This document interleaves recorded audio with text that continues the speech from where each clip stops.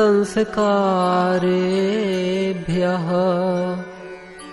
उस समाधिस्थ चित्त के अंतराल में विपरीत वस्तुओं का स्फुरण पूर्व संस्कारों से होता है। विवेक में झुका हुआ चित्त है, अर्थात सबीज समाधि की अवस्था है। तच्छिद्रेषु, उसके अंतराल में जो विजातीय छिद्र हैं, दूसरे पदार्थों का ज्ञान है, वह पूर्व संस्कारों से होता है।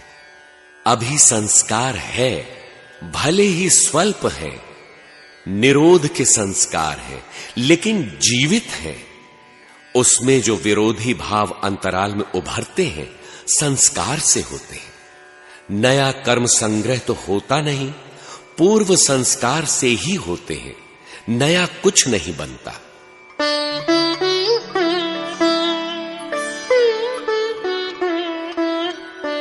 हानुमेषां क्लेशवदुत्तमम्। इन संस्कारों का क्लेशों की भांति ही विनाश करने को कहा गया है। जितना हानिकारक क्लेश इत्यादि है, उतना ही ये भी है। इनका विनाश क्लेशों की ही भांति करना आवश्यक है। अभ्यास में प्रमाद नहीं होना चाहिए। इन संस्कारों के उच्छेद के साथ ही धर्म मेघ समाधि है।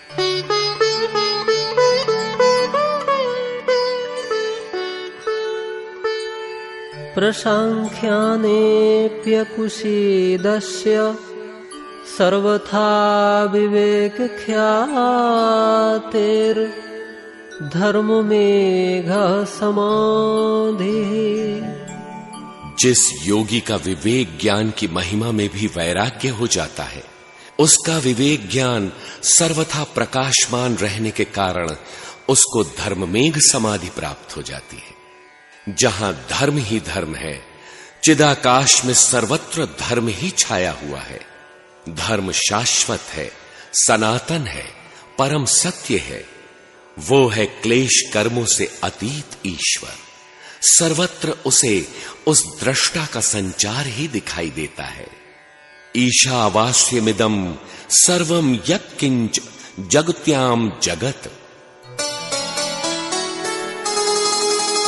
ततः क्लेश कर्म निवृत्तिः। इस धर्म मेघ समाधि की प्राप्ति के साथ ही क्लेश, अविद्या, अस्मिता, राग, द्वेष, अभिनिवेश और इनसे उत्पन्न कर्म संस्कारों का सर्वथा नाश हो जाता है।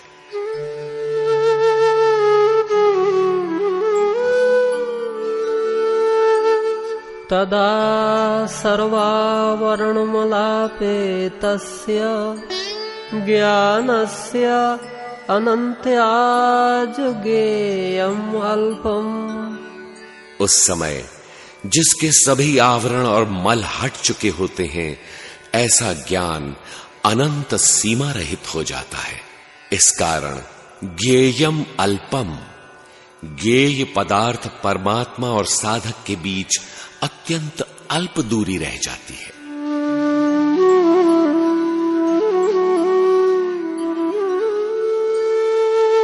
ततः कृतार्थानां परिणाम क्रम समाप्तिर्गुणानां। दृष्टा की अनुभूति, तदनंतर ज्ञेय की अनुभूति, अल्प दूरी जो शेष थी वह भी पूर्ण हो गई।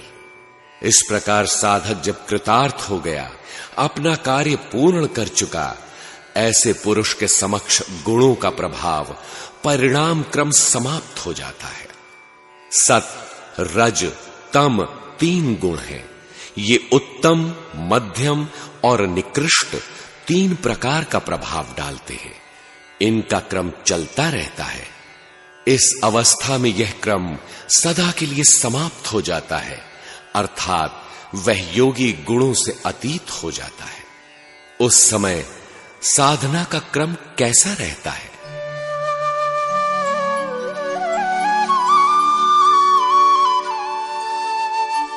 क्षण प्रतियोगी परिणामापरांतो निर्ग्राह्यः क्रमः। जो क्षणों का प्रतियोगी है और परिणामापरांत निर्ग्राह्य, जिसका स्वरूप परिणाम के अंत में समझ में आता है, वह क्रम है। आरंभिक साधक भजन में घंटों बैठता है, किंतु कुछ ही मिनट भजन हो पाता है। कभी उन्नत अवस्था में घंटों के मध्य कुछ मिनट ही व्यर्थ जाते हैं, और संयम परिपक्व हो जाने पर श्वास आई तो ओम, गई तो ओम। बीच में कोई भी श्वास आपकी जानकारी के बिना व्यर्थ नहीं जाने पाती, तो आप क्षणों के प्रतियोगी हैं। अब हर क्षण पर आपका नियंत्रण है। साधना इस अवस्था में पहुंच जाती है कि एक भी श्वास व्यर्थ नहीं जाती। उस समय परिणाम क्रम अंतिम परिणाम पर्यंत निर्ग्राह्य हो जाता है, उसका कोई उपयोग ही नहीं रह जाता। अब क्षण क्रम कुछ भी ग्रहण नहीं करते। इस परिणाम के साथ पुरुषार्थ पूर्ण हो जाता है।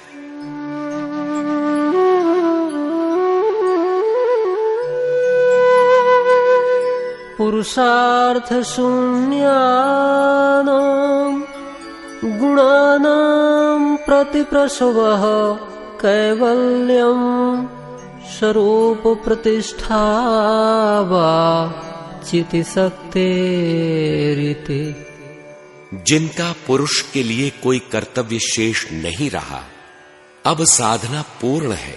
गुणों का अपने कारण में विलीन होने के साथ दृष्टा का अपने स्वरूप में प्रतिष्ठित हो जाना कैवल्य है। गुणों का अपने कारण में विलीन हो जाना चिति शक्तेः स्वरूप प्रतिष्ठा। दृष्टा का अपने स्वरूप में प्रतिष्ठित हो जाना कैवल्यम, कैवल्य पद है। गुण और कुछ भी नया प्रसव नहीं करते, अपने कारण में लीन हो गए। यहां दृष्टा अपने स्वरूप में स्थित हो जाता है, यही कैवल्य पद है। साधना संपन्न हो गई। इस शास्त्र के आरंभ में योगश्चित्त वृत्ति निरोध की जो प्रस्तावना थी, तदा द्रष्टुः स्वरूपे अवस्थानम की जो प्रस्थापना थी, उसी का यहां समापन है कि दृष्टा अपने स्वरूप में स्थित हो गया। यही कैवल्य स्थिति है। इसी के साथ ही योगी शाश्वत जीवन, शाश्वत शांति और शाश्वत स्थिति प्राप्त कर लेता है। इस प्रकार यह कैवल्य पाद पूर्ण हुआ। निष्कर्ष, सिद्धियां अनंत हैं। संसार से अलग कुछ विलक्षणता प्राप्त कर लेना सिद्धि कहलाती है। इन सिद्धियों में अष्ट सिद्धियों तथा अन्यान्य सिद्धियों का उल्लेख इस योग दर्शन के तृतीय पाद में है, किंतु परम सिद्धि है परम तत्व परमात्मा का विदित हो जाना, सद जाना। यह सिद्धि अनेक जन्म से साधन कर रहे साधक को साधना की परिपक्व अवस्था आने पर जन्म के साथ ही अर्थात भगवान श्री कृष्ण की तरह प्राप्त हो जाती है।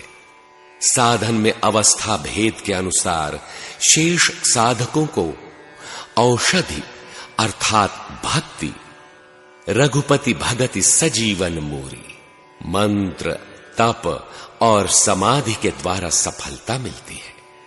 पूर्व प्रकृति के पूर्ण हो जाने तथा अग्रेतर उन्नत प्रकृति के जागृत होने से जन्म परिवर्तन हो जाता है।